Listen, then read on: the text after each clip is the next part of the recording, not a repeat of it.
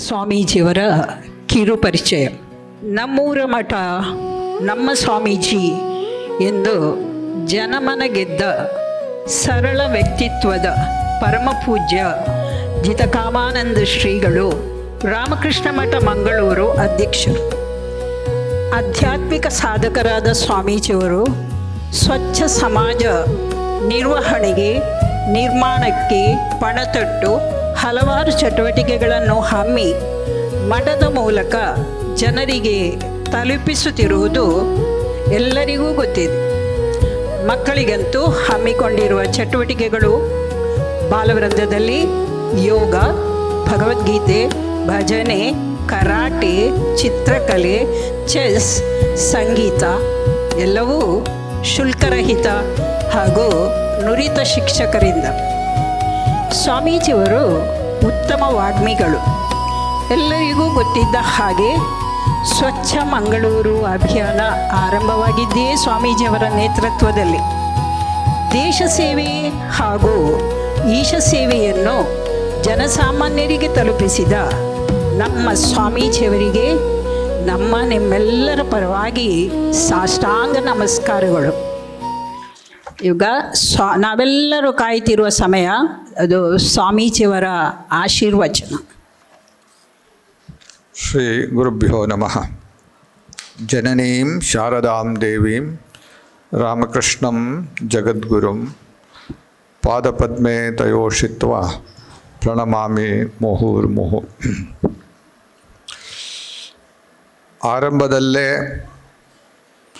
ನಮ್ಮ ರಾಮಕೃಷ್ಣ ಮಿಷನ್ನಿನ ಭಾನುವಾರದ ಬಾಲವೃಂದವನ್ನು ಯಶಸ್ವಿಯಾಗಿ ಬಹಳಷ್ಟು ಕಾರ್ಯಕ್ರಮದಿಂದ ನಡೆಸ್ಕೊಂಡು ಬರ್ತಾ ಇರ್ತಕ್ಕಂಥ ನಮ್ಮ ಆಶ್ರಮದ ಎಲ್ಲ ಡೆಡಿಕೇಟೆಡ್ ವಾಲಂಟಿಯರ್ಸಿಗೆ ಹೃತ್ಪೂರ್ವಕವಾಗಿರತಕ್ಕಂಥ ಅಭಿನಂದನೆಯನ್ನು ತಲುಪಿಸ್ತೀನಿ.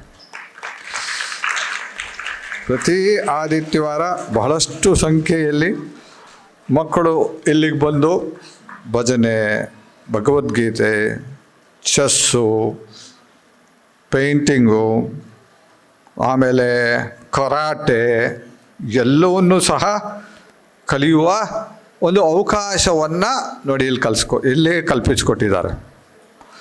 ಮಕ್ಕಳು ಉತ್ಸಾಹದಿಂದ ಬರ್ತಾರೆ. ನೋಡಿದ್ರೆ ಖುಷಿ ಆಗುತ್ತೆ ನಮಗೆ. ಮಕ್ಕಳು ನಮ್ಮನ್ನೊಂದು ಮಾತಿದೆ, ಮನುಷ್ಯನಾದ ಹುಟ್ಟದ ಮೇಲೆ ಪ್ರತಿಯೊಬ್ಬ ವ್ಯಕ್ತಿಯಲ್ಲೂ ಸಹ ಏನೋ ಒಂದು ಟ್ಯಾಲೆಂಟ್ಸ್ ಇರುತ್ತಂತೆ. ಏನೋ ಒಂದು ಟ್ಯಾಲೆಂಟ್ಸ್ ಇರುತ್ತೆ. ಟ್ಯಾಲೆಂಟ್ಸ್ ಅಂತಂದರೆ ಚಿತ್ರ ಬರೆಯೋದಾಗಲಿ, ಅಥವಾ ಹಾಡೋದಾಗಲಿ, ಅಥವಾ ಕ್ರಿಕೆಟ್ ಆಡೋದಾಗಲಿ, ಅಷ್ಟು ಮಾತ್ರ ಅಲ್ಲ. ಅದನ್ನು ಮಾತ್ರ ಟ್ಯಾಲೆಂಟ್ಸ್ ಅಂತ ಹೇಳೋದು ಮಾತ್ರ ಅಲ್ಲ. ಇನ್ನೂ ಏನೇನೇ ಬೇಕೋ, ಒಂದು ಅಡುಗೆ ಮಾಡೋದಿರಲಿ, ಅದೊಂದು ಟ್ಯಾಲೆಂಟ್ಸು. ಒಂದು ಗೋಡೆಗೆ ಪೇಂಟಿಂಗ್ ಮಾಡೋದಿರಲಿ, ಅದೊಂದು ಟ್ಯಾಲೆಂಟ್ಸು. ಸುಂದರವಾದ ಕಟ್ಟಡವನ್ನು ಕಟ್ಟಿದ್ದಾರೆ ನೋಡಿ ಪಕ್ಕದ್ದು, ಆ ಕಟ್ಟಡವನ್ನು ಇರ್ತಕ್ಕಂಥದ್ದು ಒಂದು ಟ್ಯಾಲೆಂಟ್ಸು, ಕಟ್ಟೋದು ಒಂದು ಟ್ಯಾಲೆಂಟ್ಸು. ಪ್ರತಿಯೊಂದು ಒಂದು ಟ್ಯಾಲೆಂಟ್ಸ್. ಅದು ಎಲ್ಲರಿಗೂ ಎಲ್ಲ ಟ್ಯಾಲೆಂಟ್ಸ್ ಇರಬೇಕು ಅಂತೇನಿಲ್ಲ. ಕೆಲವರಿಗೆ ಒಂದೋ ಎರಡರಲ್ಲಿ ಆ ಟ್ಯಾಲೆಂಟ್ಸು ಬಹಳಷ್ಟು ಮೇಲ್ ಬಂದಿರುತ್ತೆ, ಅದರಲ್ಲಿ ಪ್ರಗತಿ ಹೊಂದಿರ್ತಾರೆ. ಇನ್ನು ಕೆಲವರು ಅದು ಒಳಗಡೆ ಇರುತ್ತೆ, ಆದರೆ ಅದನ್ನು ಹೊರಗಡೆ ತರುವ ಅವಕಾಶ ಸಿಕ್ಕಿರಲ್ಲ. ಅವಕಾಶ ಸಿಕ್ಕಿರಲ್ಲ. ಒಂದು ಫುಟ್ಬಾಲ್ ಆಡೋವನಿಗೆ ಅವಕಾಶ ಸಿಕ್ತು ಅಂತಂದರೆ ಅವನು ಫುಟ್ಬಾಲಲ್ಲಿ ಮುಂದುವರೆಗೆ ಸಾಧ್ಯ ಇದೆ. ಅವಕಾಶನೇ ಸಿಕ್ಕದೇ ಇದ್ರೆ ಅಲ್ವಾ, ಆ ಟ್ಯಾಲೆಂಟ್ಸ್ ಏನಾಗುತ್ತೆ, ಅಲ್ಲೇ ಕುದುರೆ ಹೋಗುತ್ತೆ. ಗಿಡ ಇದೆಯಲ್ಲ, ಹೂವಿನ ಗಿಡ, ಆ ಗಿಡ ದೊಡ್ಡದಾಗಿ ಬೆಳೆದು ಸುಂದರವಾದ ಹೂ ಕೊಡಬೇಕಾದ್ರೆ ಅದಕ್ಕೆ ಗೊಬ್ಬರ ಹಾಕಬೇಕು, ನೀರು ಹಾಕಬೇಕು, ಅದನ್ನು ನೋಡ್ಕೊಬೇಕಲ್ವಾ, ಅವಕಾಶ ಕಲ್ಪಿಸ್ಕೊಡ್ಬೇಕು ಮೇಲೆ ಬರೋದಕ್ಕೆ. ಹಾಗೆ ಪ್ರತಿಯೊಬ್ಬ ಮಕ್ಕಳಲ್ಲೂ ಸಹ ಟ್ಯಾಲೆಂಟ್ಸ್ ಇದೆ, ಖಂಡಿತ ಇದೆ. ಎಷ್ಟು ಚೆನ್ನಾಗಿ ಪ್ರಾರ್ಥನೆ ಮಾಡೋದು ನೋಡಿ, ಎಷ್ಟು ಶಾಸ್ತ್ರೀಯ, ಕರ್ನಾಟಕ ಶಾಸ್ತ್ರೀಯ ರೀತಿಯಲ್ಲಿ ಎಷ್ಟು ಚೆನ್ನಾಗಿ ಭಜನೆ ಹಾಡಿದ್ರಲ್ಲಿ ನೋಡಿ, ಮನಸ್ಸಿಗೆ ಸಂತೋಷ ಆಗತ್ತೆ ಕೇಳೋದಕ್ಕಲ್ವಾ. ಅದಕ್ಕೆ ಅವರಿಗೆ ಸಣ್ಣ ವಯಸ್ಸಿಂದನೇ ಅವರಿಗೆ ಅವರಿರ್ತಕ್ಕಂಥ ಆ ಒಂದು ಪ್ರತಿಭೆಯನ್ನು ಹೊರತರತಕ್ಕಂಥ ಅವಕಾಶಗಳನ್ನು ಅವ್ರ ಮನೆಯವರು ಕಲ್ಪಿಸಿಕೊಟ್ಟಿದ್ದಾರೆ. ಗುರುಗಳು ಒಳ್ಳೆಯವ್ರು ಸಿಕ್ಕಿದ್ದಾರೆ. ಅದ್ರ ಜೊತೆಗೆ ಅವರೆಲ್ಲರೂ ಸಹ ಸತತ ಪ್ರಯತ್ನ ಮಾಡಿದ್ದಾರೆ, ಸತತವಾಗಿ ಅಭ್ಯಾಸ ಮಾಡಿದ್ದಾರೆ. ಅಭ್ಯಾಸ ಬಹಳ ಮುಖ್ಯ. ಯಾವ ಟ್ಯಾಲೆಂಟ್ಸೇ ಆಗಲಿ ಅದು ಫಲ ಕೊಡಬೇಕು ಅಂತ ಇದ್ದರೆ ಅದಕ್ಕೆ ಪ್ರಯತ್ನ ಮಾಡಲೇಬೇಕು. ಸರಿಯಾದ ಪ್ರಯತ್ನ ಮಾಡಬೇಕು, ಬಿಡದೆ ಪ್ರಯತ್ನ ಮಾಡಬೇಕು. ಆಗ ಮಾತ್ರ ಆ ಟ್ಯಾಲೆಂಟ್ಸು ಹೊರಗಡೆ ಬರುತ್ತೆ.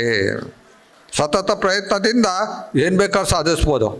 ನೆನ್ಪಿಟ್ಕೊಳ್ಳಿ, right practice makes perfect, not wrong practice. ಅದಕ್ಕೆ ಗುರುಗಳು ಬೇಕು ಅಂತ ಹೇಳೋದು. ಅದಕ್ಕೆ ನಿಮಗೆ ಕೋಚ್ಗಳು ಬೇಕು, ಗುರುಗಳು ಬೇಕು. ಯಾಕೆಂದರೆ ಕರೆಕ್ಟಾಗಿ ಹೇಗೆ ನಿಮ್ಮ ಹಾಡಬೇಕು, ಹೇಗೆ ಏನು ಮಾಡಬೇಕು ಅನ್ನೋದನ್ನು ತಪ್ಪನ್ನು ತಿದ್ದಿ ನಿಮ್ಮಲ್ಲಿರ್ತಕ್ಕಂಥ ಒಳ್ಳೆಯ ಗುಣಗಳನ್ನು ಅದು ಒಂದು ಪ್ರಜ್ವಲಿಸುವ ಹಾಗೆ ಮಾಡ್ತಾರೆ. ಯಾರು? ಗುರುಗಳು. ಗುರುಗಳಿದ್ರೆ ಮಾತ್ರ ನೋಡಿ ನಿಮಗೆ ಆಮೇಲಿರ್ತಕ್ಕಂಥ ಟ್ಯಾಲೆಂಟ್ಸ್ ಅವರು ಹೊರಗಡೆ ಬರುತ್ತೆ. ಮಕ್ಕಳೇ, ಒಂದು ಅವಕಾಶ ಕಲ್ಪಿಸ್ಕೊಡ್ತಾ ಇದ್ದಾರೆ ನಮ್ಮ ವಾಲಂಟಿಯರ್ಸ್ ಎಲ್ಲ. ನೋಡಿ, ಪ್ರತಿ ವರ್ಷ ನಾವು ಇಲ್ಲಿ ಈ ಕಾರ್ಯಕ್ರಮ ಮಾಡ್ತೀವಿ. ಮಕ್ಕಳಿಗೆ ವಿವಿಧವಾಗಿರ್ತಕ್ಕಂಥ ಸ್ಪರ್ಧೆಗಳನ್ನು ಮಾಡ್ತಾರೆ. ಇವತ್ತು ಮ್ಯೂಸಿಕ್ ಅಲ್ಲ ಸಂಗೀತ ಸ್ಪರ್ಧೆ. ಸಂಗೀತ ಅಂದರೆ ಭಾಳ ಇಷ್ಟ ನನಗೆ. ಇಲ್ಲಿ ಸಂಗೀತ ಕಾರ್ಯಕ್ರಮ ನಡೀತಾ ಇರುತ್ತೆ. ನಾನು ಪೂರ್ತಿ ಕೂತ್ಕೊಂಡು ಕೇಳ್ತೀನಿ. ಅದು ಹಿಂದೂಸ್ತಾನಿ ಆಗಿರ್ಬೋದು ಅಥವಾ ಅದು ಕರ್ನಾಟಕ ಮ್ಯೂಸಿಕ್ ಆಗಿರ್ಬೋದು, ಎರಡೂ ಕೂತ್ಕೊಂಡು ಕೇಳ್ತೀನಿ. ಮೊನ್ನೆ ರೀಸೆಂಟ್ಲಿ ನನಗೆ ಒಂದು ಸಣ್ಣದೊಂದು ಹೆಲ್ತ್ ಇಶ್ಯೂ ಆಗಿತ್ತು. ಆದರೂ ಸಹ ನಾನು ಬಂದು ಹಿಂದೂಸ್ತಾನಿ ಸಂಗೀತ ಇತ್ತು 3:15 8:30 ತನಕ ಕೂತ್ಕೊಂಡು ಕೇಳಿದ್ದೀನಿ. ಯಾಕೆಂತಂದರೆ ಅದರಲ್ಲೊಂದು ರಸ ಇದೆ. ರಸ ಅಂತ ಹೇಳ್ತಾರೆ ಹಿಂಗೆ ಸಂಸ್ಕೃತದ. ರಸ ಅಂತಂದರೆ ಸ್ವಾದ ಇದೆ ಅದರಲ್ಲಿ ಕೇಳೋದಕ್ಕೆ. ಕಿವಿ ಇರಬೇಕು, ಮನಸ್ಸು ಇರಬೇಕು. ಅದಕ್ಕೊಂದು ಸ್ವಾದ ಇದೆ. ಮನಸ್ಸಿಗೆ ಸಂತೋಷ ಕೊಡ್ತಕ್ಕಂಥ ಒಂದು ಅದ್ಭುತವಾಗಿರ್ತಕ್ಕಂಥ ಕಲೆ ಅಂತಂದರೆ ಅದು ಸಂಗೀತ. ಒಂದು ಕತೆ ಹೇಳಿ ಮುಗಿಸ್ಬಿಡ್ತೀನಿ, ಆಯಿತಾ? ನಾರದ ಗೊತ್ತಲ್ಲ ನಿಮಗೆ, ನಮ್ಮ ಪುರಾಣದಲ್ಲಿ ಬರ್ತಾನೆ ನಾರದನಿಗೆ ಒಂದು ಸತಿ ಅವನಿಗೆ ಅಹಂಕಾರ ಬಂದುಬಿಡ್ತಂತೆ. ಯಾಕೆ ನಾನು ಒಳ್ಳೆ ಹಾಡ್ತೀನಿ ಅಂತ ಅವನ ತಲೆಗೆ ಬಂದುಬಿಡ್ತು. ಅಹಂಕಾರ ಬರಬಾರ್ದು. ಅವನಿಗೆ ಸ್ವಲ್ಪ ಮನಸ್ಸಲ್ಲಿ ನನ್ನಂಥ ಹಾಡುಗಾರ ಬೇರೆ ಯಾರೂ ಇಲ್ಲ ಅಂತ ಭಗವಂತ ಅವನಿಗೊಂದು ಪಾಠ ಕಲಿಸ್ಬೇಕು ನಾರದನಿಗೆ ಅಂತ ಏನು ಮಾಡಿದ್ರು. ಅವರು ಅಲ್ಲಿ ಹಾಗೆ ದಾರಿಲಿ ಹೋಗ್ತಾ ಇರುವಾಗ ಒಂದು ಕಾಡು. ಆ ಕಾಡಲ್ಲಿ ಹನುಮಂತ ಕೂತ್ಕೊಂಡು ರಾಮನಾಮ ಮಾಡ್ತಾ ಇದ್ದಾನೆ. ಹನುಮಂತ ಅವನು ಹತ್ರ ಹೋದಾಗ ಅವನಿಗೆ ಅಹಂಕಾರದಿಂದ ಹೇಳ್ದ, ಆಹಾ ನಾನು ಎಷ್ಟು ಚೆನ್ನಾಗಿ ಹಾಡಬಲ್ಲೆ, ಊರೆಲ್ಲ ತಿರುಗ್ತಾ ಇದ್ದೀನಿ ಅಂಥೇಳಿ ತನ್ನ ಬಗ್ಗೆ ಹೊಗಳ್ಕೊಂಡಂತೆ ನಾರದ. ಅದಕ್ಕೆ ಹನುಮಂತ ಹೇಳ್ದ, ಹಾಗಾದರೆ ಆ ಎದುರುಗಡೆ ಬಂಡೆ ಇದೆಯಲ್ಲ ಅದ್ರಲ್ಲಿ ಕೂತ್ಕೊಂಡು ಸ್ವಲ್ಪ ಹೇಳಿ, ನಾರಾಯಣನ ಭಜನೆ ಮಾಡಿ ನೋಡೋಣ ಅಂತ. ಅವ್ನು ಭಜನೆ ಮಾಡಿದಂತೆ ನಾರದ. ಆದಮೇಲೆ ಭಜನೆ ಎಲ್ಲ ಆದಮೇಲೆ ಅವ್ನು ಕೇಳ್ದ, ಹನುಮಂತ ನಿನಗೆ ಹಾಡಕ್ಕೆ ಬರುತ್ತಾ ಅಂತ. ಇಲ್ಲಪ್ಪ ನಾನು ಅಂತೇನು ದೊಡ್ಡದೇನು ಬರೋದಿಲ್ಲ, ರಾಮನಾಮ ಒಂದು ಸ್ವಲ್ಪ ಹೇಳ್ಕೊಂಡಿದ್ದೀನಿ, ಆ ರಾಮನಾಮ ನಾನು ಹೇಳ್ತೀನಿ ಅಂಥೇಳಿ ಸುಸ್ವರವಾಗಿರ್ತಕ್ಕಂಥ ಕಂಠದಿಂದ ಹನುಮಂತ ಹಾಡಕ್ಕೆ ಆರಂಭ ಮಾಡಿದಂತೆ ಹಕ್ಕಿಗಳೆಲ್ಲವೂ ಸಹ ಕಾಡಲ್ಲಿರ್ತಕ್ಕಂಥ ಎಲ್ಲೂ ಸಹ ಅಲ್ಲಿ ಬಂದು ಅಂತ ಕೇಳೋದಕ್ಕೆ. ಎಷ್ಟು ಮಟ್ಟಿಗೆ ಆಯಿತು ಅಂತಂದರೆ ಹಗಲು ಯಾವ ರಾತ್ರಿ ಅಂತಲೂ ಎಲ್ಲ ಮರೆದು ಬಿಟ್ಟುವಂತೆ. ಅಷ್ಟು ಚೆನ್ನಾಗಿ ಹಾಡದಂತ ಹಾಡ್ತಾ ಇದ್ದಂತೆ. ಟೈಮ್ ಹೋಗಿದ್ದೇ ಗೊತ್ತಾಗಿಲ್ಲ. ಎಷ್ಟಿತ್ತು ಅಂದರೆ ಪವರ್ ಆಗಿ ಎಷ್ಟಿತ್ತು ಶಕ್ತಿ ಇತ್ತು ಅಂತಂದರೆ ಆ ನಾರದ ಕೂತಿದ್ನಲ್ಲ ಬಂಡೆ, ಅದು ಕರಗಿಬಿಡ್ತಂತೆ. ಮೇಲ್ಭಾಗ ಕರಗಿತಂತೆ, ಕಲ್ಲು ಕರಗ್ತಂತೆ.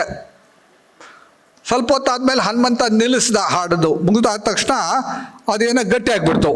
ಯಾವುದೋ ಕಲ್ಲಿದೆಲ್ಲ ಗಟ್ಟಿ ಆಗೋಯ್ತು. ನಾರದ ಹೇಳಕ್ಕೆ ಟ್ರೈ ಮಾಡ್ತಾನೆ, ಮೇಲೆ ಹೇಳಕ್ಕೆ ಆಗೋದಿಲ್ಲ, ಹೇಳಕ್ಕೆ ಆಗ್ತಾ ಇಲ್ಲ. ಆಗ ಭಗವಂತನ ಹತ್ರ ಪ್ರಾರ್ಥನೆ ಮಾಡಿದ, ಭಗವಂತ ನಾನು ತಪ್ಪು ಮಾಡಿದೆ, ನಾನು ಅಹಂಕಾರ ಮಾಡ್ಕೊಂಡ್ಬಿಟ್ಟೆ, ನಾನು ಹಾಡು ಬರುತ್ತೆ ಅಂತ. ಹನುಮಂತಕ್ಕೆ ಸರಿಸಮಾನವರು ಯಾರೂ ಇಲ್ಲ ಅಂತ ಹೇಳಿ ಭಗವಂತನ ಪ್ರಾರ್ಥನೆ ಮಾಡಿ ಹನುಮಂತನಿಗೆ ಸಾಷ್ಟಾಂಗ ನಮಸ್ಕಾರ ಮಾಡಂತೆ ಅಲ್ಲೇ ನನ್ನ ಸಮೀಕ್ಷೆ ಅಂತ. ಆಗ ಇನ್ನೊಂದು ಹಾಡು ಹಾಡದಂತೆ. ಯಾರು? ಹನುಮಂತ. ಆಗ ನಾರದ ಎದ್ದು ಕೂತ್ಕೊಂಡ್ರ. ನಾನು ಕತೆ ಕೇಳಿದ್ದು, ಹರಿಕತೆಯಲ್ಲಿ ಹೇಳಿದ ಕತೆ ಅಂತ ಕಾಣುತ್ತೆ, ಕೇಳಿದ್ದೀನಿ. ಹೇಳಿ ಎಷ್ಟು ಶಕ್ತಿ ಇದೆ ಗೊತ್ತಾ ಹಾಡಿಗೆ.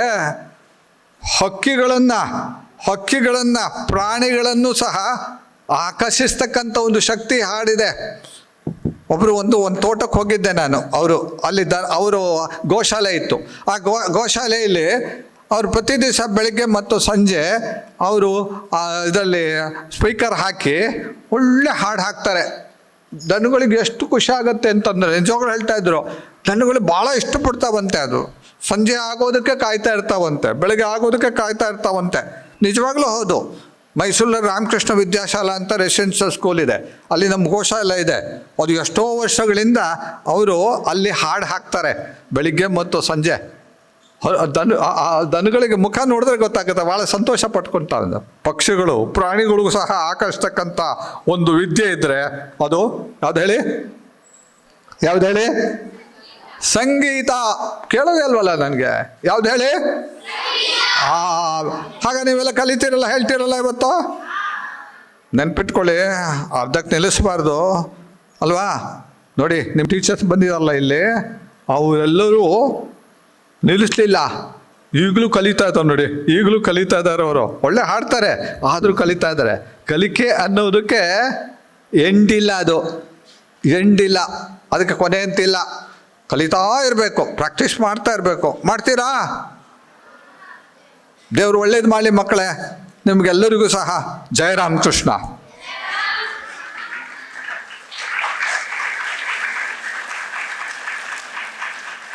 ಸ್ವಾಮೀಜಿಯ ಮಾತುಗಳನ್ನೆಲ್ಲರೂ ಕೇಳಿದ್ರಲ್ವಾ?